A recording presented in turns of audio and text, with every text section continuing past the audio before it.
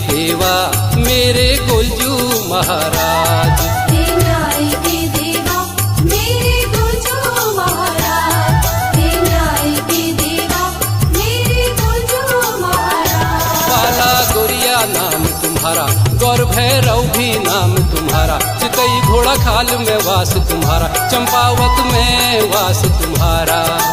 लाखों भक्त यहाँ पर आते,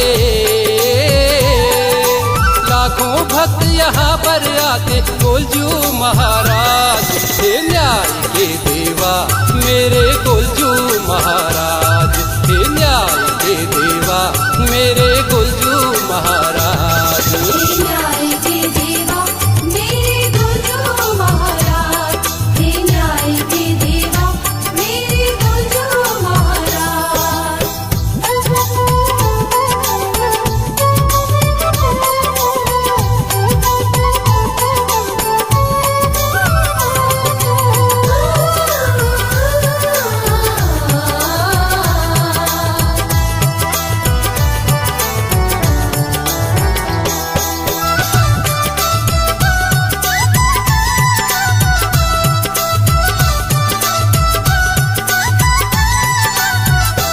कृष्ण के अवतारी मेरे गोलजू महाराज, भैरव के रूप में भी मेरे गोलजू महाराज। घोड़े में बैठे घूमा करते, घोड़े में बैठे घूमा करते गोलजू महाराज। हे न्याय के देवा मेरे गोलजू महाराज, हे न्याय के देवा मेरे गोलजू महाराज। हे न्याय के देवा मेरे गोलजू महाराज, हे न्याय के देवा मेरे गोलजू महाराज।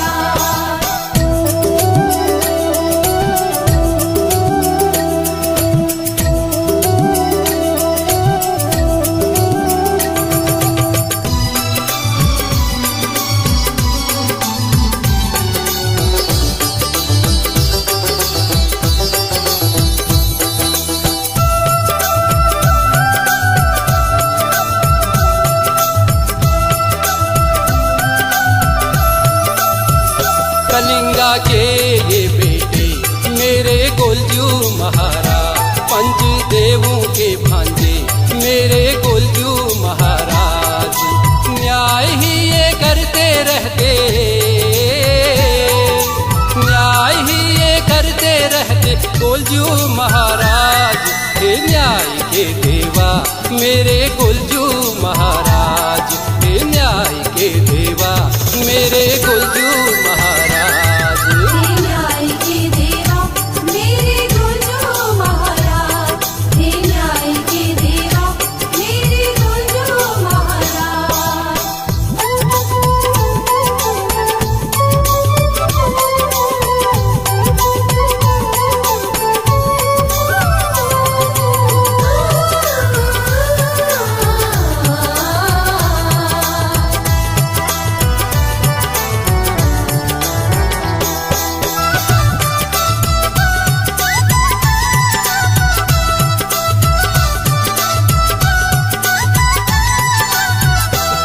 शिव रूप में भी गोलजू है अवतार तुम्हारा, दूधाधारी देवता भी है नाम तुम्हारा। घर घर में पूजे जाते हैं, घर घर में पूजे जाते हैं गोलजू महाराज। हे न्याय के देवा मेरे गोलजू महाराज, हे न्याय के देवा मेरे गोलजू महाराज। हे न्याय के देवा मेरे गोलजू महाराज, हे न्याय के देवा मेरे गोलजू महाराज।